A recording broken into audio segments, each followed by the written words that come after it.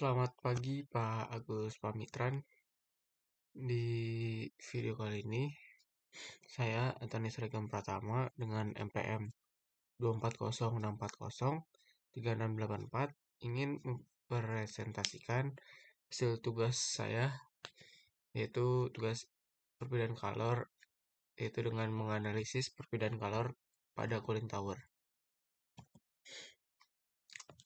Langsung ke materinya. Apa sih itu heat transfer? Heat transfer adalah proses perpindahan energi panas dari suatu tempat bersuhu lebih tinggi ke tempat bersuhu lebih rendah. Kayak eh kayak dalam itu tuh kayak setiap kali ada perbedaan suhu tuh secara alami energi itu nantinya akan mengalir. Jadi kalau kalau panas tuh jadi nggak pernah diem, selalu bergerak dari panas menuju dingin. Terus sampai akhirnya tuh nanti bakal nyampe ke posisi di keseimbangan termalnya. Misalnya kayak kita masukin sendok logam ke panas, saat ngaduknya nanti sendoknya itu bakalan juga ikut panas. Juga contohnya satu lagi, kita masukin es batu ke dalam air. Nah, nantinya tuh es batunya tuh bakal mencair gitu jadi air. Dan juga ada satu lagi, kalau kita lagi di api unggun misalnya atau api gitu, kita nantinya tangan kita tuh bakal ikut hangat juga karena ada semacam radiasi dari panasnya tersebut. Jadi semuanya itu terjadi tuh karena adanya heat transfer. Bisa dibilang tuh heat transfer tuh ada di mana-mana gitu, setiap saat di setiap kehidupan sehari-hari kita. Oke, lanjut.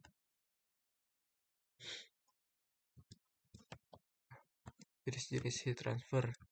Yang pertama, ada konduksi. Konduksi adalah perpindahan panas melalui zat padat tanpa perbedaan massa. Contohnya, kayak yang tadi memasukkan sendok ke air yang panas. Itu kan melalui zat padat ya, dari sendok tuh zat padatnya. Kemudian untuk konveksi. Konveksi adalah perbedaan panas yang disertai perbedaan fluida yang biasanya tuh melalui cairan atau gas. Contohnya, air mendidih pada saat dipanaskan di panci. Kayak kita lagi ngerebus air, nanti tuh airnya lama-lama jadi ikut panas itu. Terus yang ketiga, radiasi. Radiasi adalah perbedaan panas dalam bentuk gelombang elektromagnetik tanpa perlu adanya medium. Contohnya panas matahari, api unggun, dan juga hal-hal yang kita rasakan secara langsung gitu panasnya. Oke, masuk. Di sini saya akan apa aja sih hal-hal yang akan dibahas di video saya saat ini. Pertama, apa itu cooling tower? Saya akan menjelaskan definisinya. Yang kedua, fungsi utama cooling tower. Saya nantinya akan menjelaskan fungsi dari cooling tower tersebut. Ketiga, heat transfer pada cooling tower. Yang keempat, mekanisme perpindahan kalor di cooling tower. Yang kelima, konveksi panas antara air dan udara. Yang keenam, evaporative heat transfer. Dan yang terakhir yaitu peran field dalam perpindahan kalor. Nah, apa sih itu cooling tower? Cooling tower adalah alat yang digunakan untuk menurunkan suhu air dalam proses industri dengan cara membuang panas ke atmosfer. Air panas dari sistem nantinya dipompa ke dalam cooling tower, yang dimana panas tersebut tuh dibuang melalui penguapan sebagai menguap sebagian air ke udara dan nantinya tuh air yang sudah didinginkan tuh bakal dikembalikan lagi untuk digunakan kembali.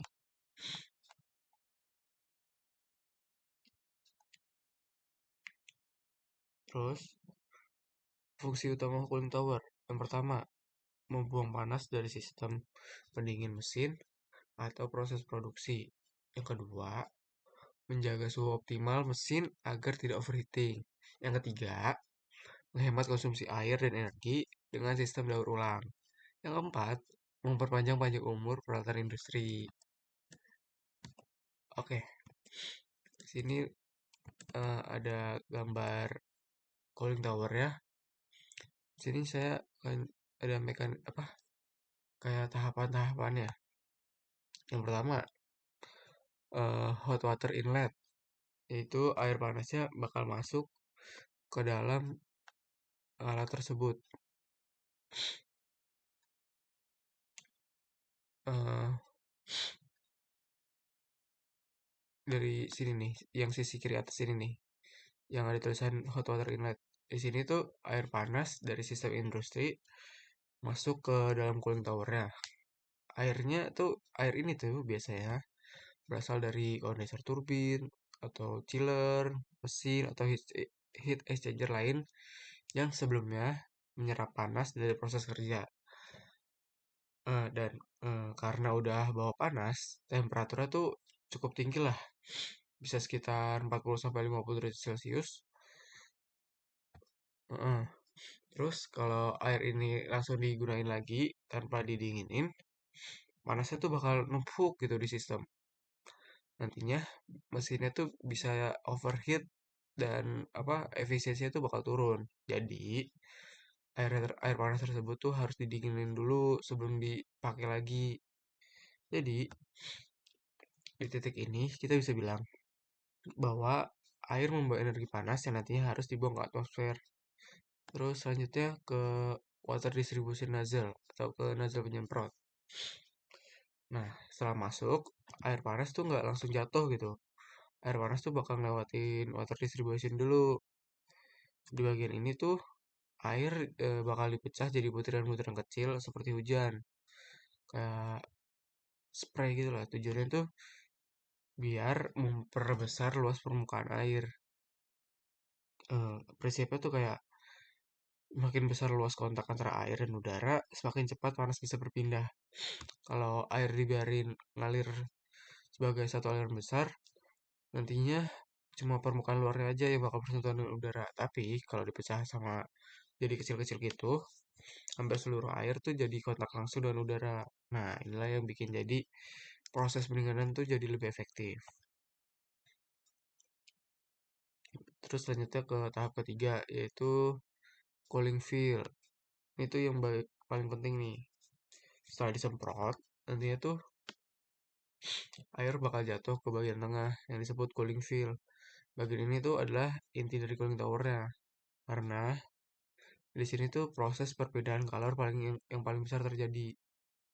Cooling field tuh biasanya terbuat dari plastik atau PVC yang dibentuk dari berlapis-lapis. Yang sehingga airnya tuh nggak bakal jatuh lurus ke bawah.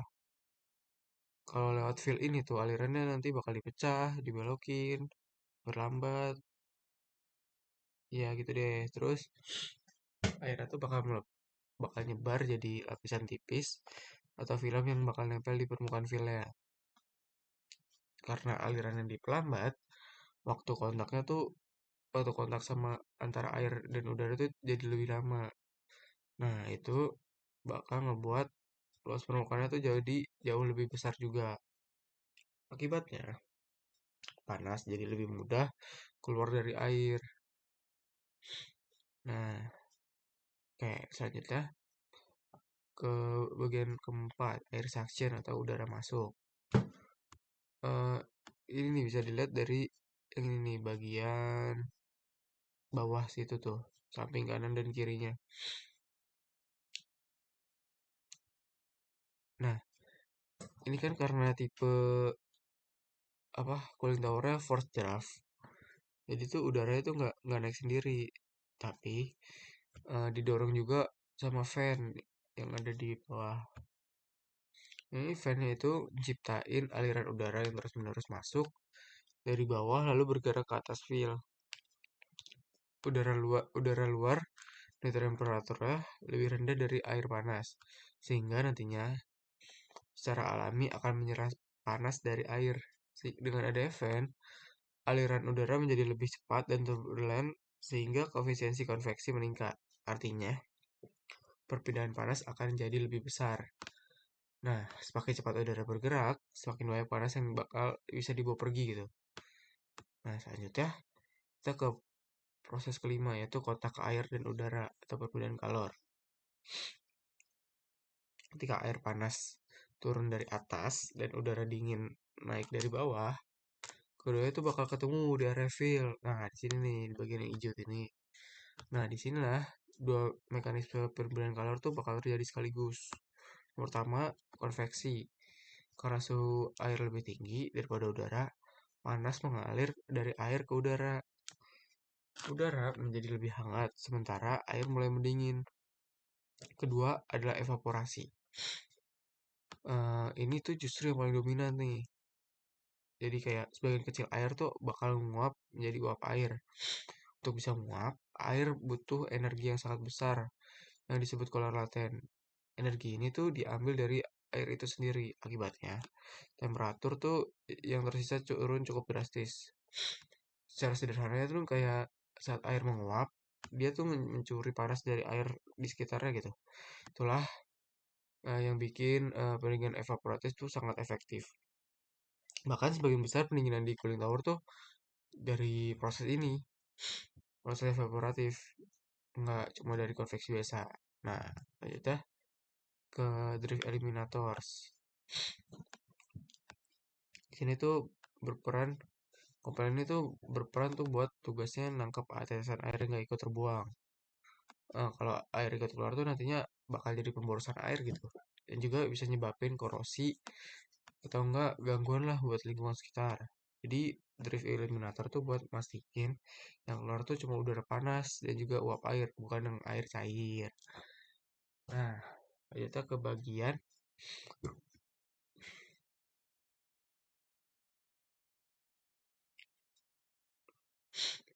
ada oh ya, sorry.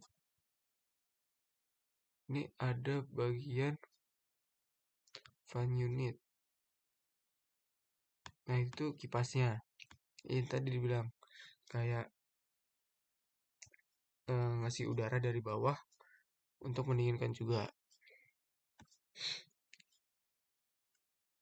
Juga di sini juga ada namanya eh, air outlet, yaitu bagian udara panas keluar gitu. Setelah lewat drive eliminator, udara yang sekarang tuh udah panas dan lembab. Nantinya bakal keluar dari bagian atas tower. Udara ini tuh membawa energi panas yang sebelumnya dari air. Artinya, panas dari sisa industri akhirnya dibuang ke atmosfer melalui udara ini. Nah, di sini tuh proses pembuangan kalor tuh udah selesai.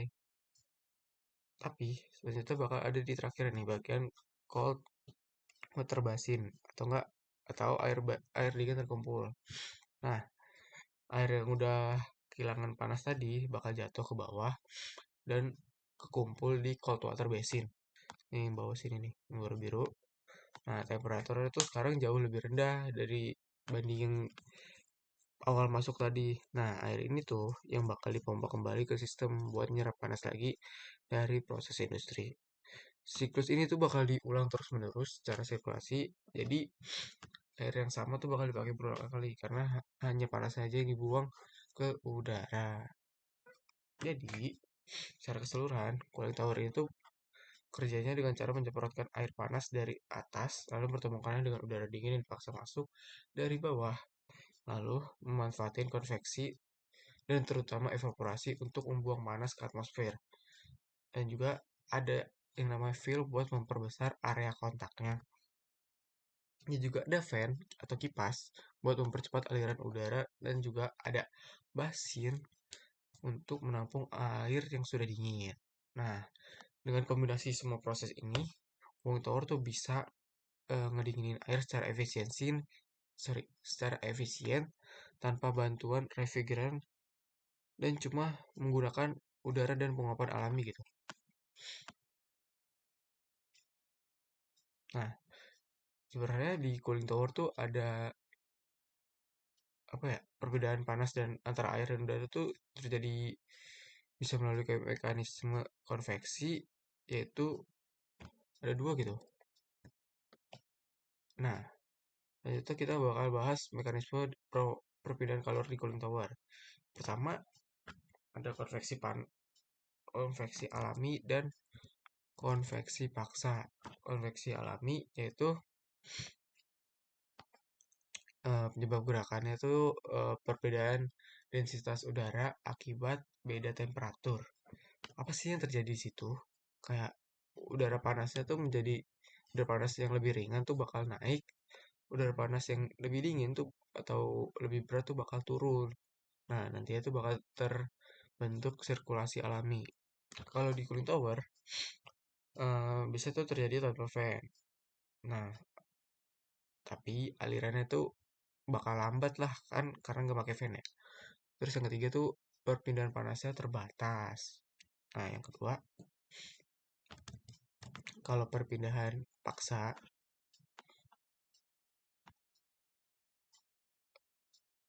oh ya, saya bakal jelasin konveksi alami dulu.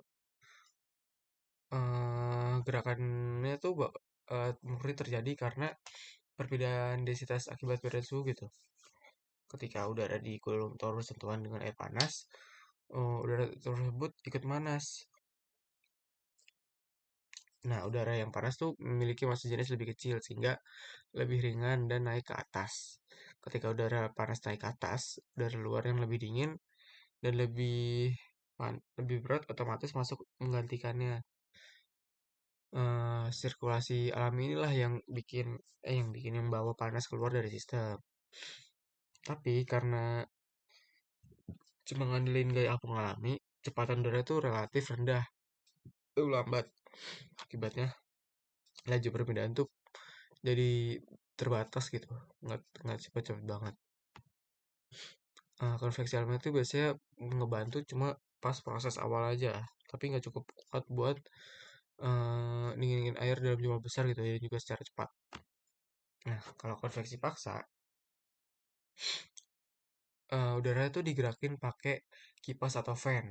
Nah, yang tadi dibilang sebelumnya, udara itu dipaksa ngalir lewat fill dengan kecepatan yang tinggi gitu. Karena aliran yang lebih cepat dan turbulen, udara yang bersentuhan dengan air tuh terus diganti sama udara yang lebih dingin. Jadinya eh, apa penurunan suhunya tuh lebih cepat gitu.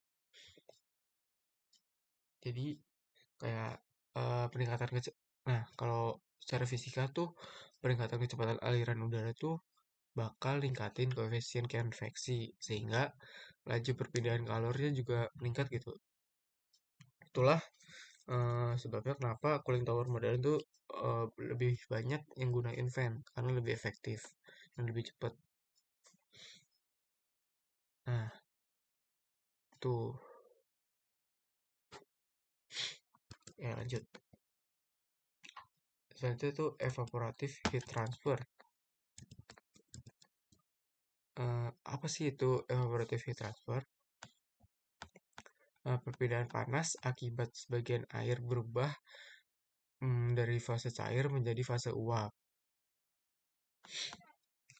Eh, kalori digunakan untuk proses penguapan. Kenapa bisa mendinginkan? Eh, saat air nguap tuh, yang pertama molekul molekul energi tinggi tuh bakal keluar. Yang kedua, energi rata-rata air turun. Yang ketiga, suhu air nantinya bakal turun. Nah, di sini tuh bakal terjadi efek pendinginan alami. Nah, untuk mekanismenya dalam cooling tower itu pertama air panas bakal disemprotin ke fill kayak yang tadi jelasin. Yang kedua, udara kering bakal lewatin air. Yang ketiga, sebagian air bakal menguap dan dikeluarin. Yang keempat, kalorinya itu bakal diserap untuk evaporasi. Yang kelima, sisa air bakal menjadi lebih dingin. Kenapa evaporative heat transfer tuh bisa efektif? Karena di sini tuh dia ngelibatin Kalor laten gitu. Ya, yang laten heat air itu sebesar 2257 kilojoule per kilogram.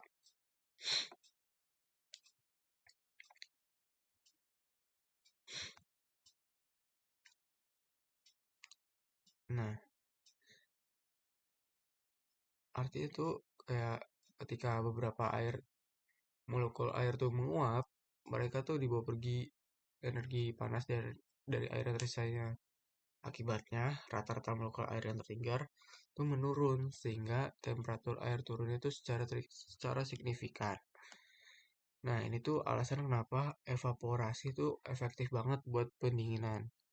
Kalau dibandingin secara angkanya tuh, misal kita nurunin 1 kilogram air sebesar 1 derajat Celcius, kita cuma butuh sekitar 4 kilojoule lah.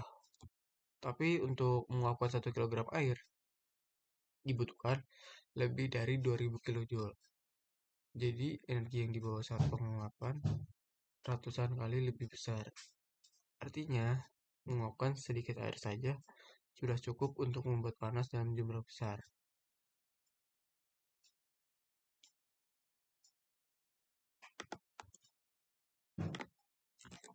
Oke, selanjutnya kita bakal masuk ke bahas ke peran fil dalam perpindahan kalor. Eh, jadi apa sih fil itu? Yang tadi tuh yang oh ya, bentuknya ada sini. Nah ini fil tuh. Fil adalah media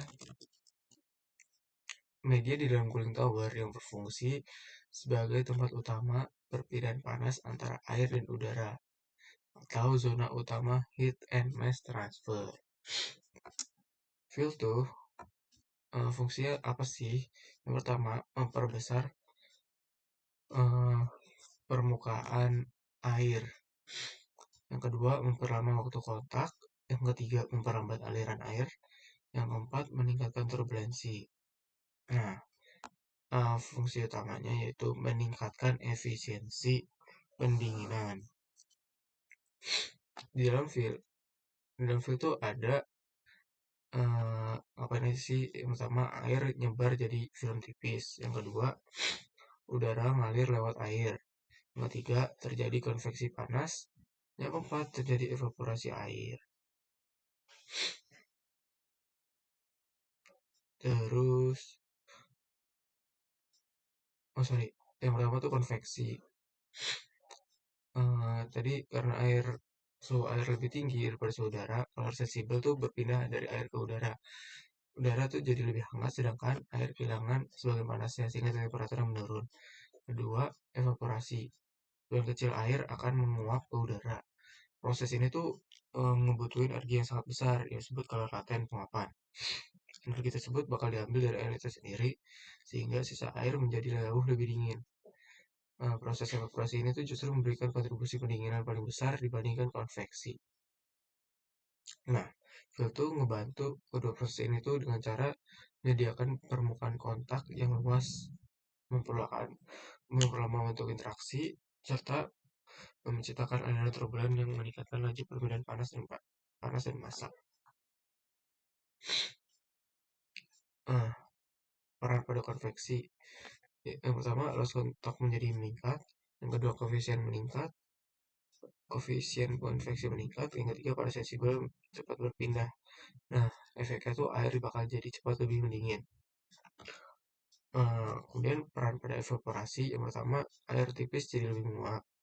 Kedua, kalorifernya terserap besar. Yang ketiga, pendinginan lebih kuat. Nah, evaporasi itu sama dengan mekanisme utama cooling tower. Nah, itu tuh. Nah, selanjutnya pengaruh fill pada kinerja cooling tower.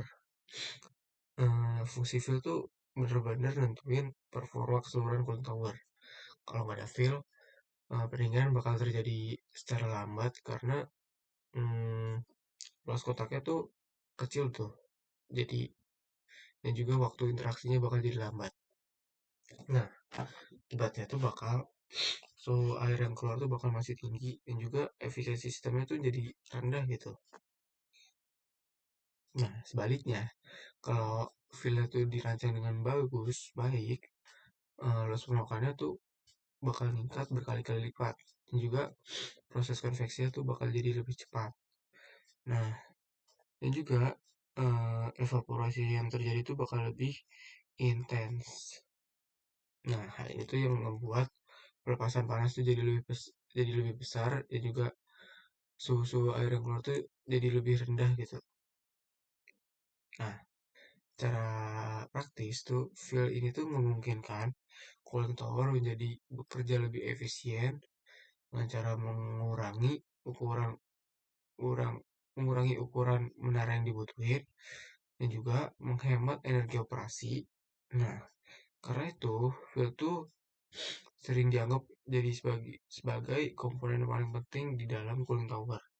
Kalau eh, feel kotor gitu atau tersumbat atau rusak atau kenapa tuh biasanya tuh proses pendinginan tuh juga bakal menurun gitu dari secara signifikan jadi nggak efektif banget gitu.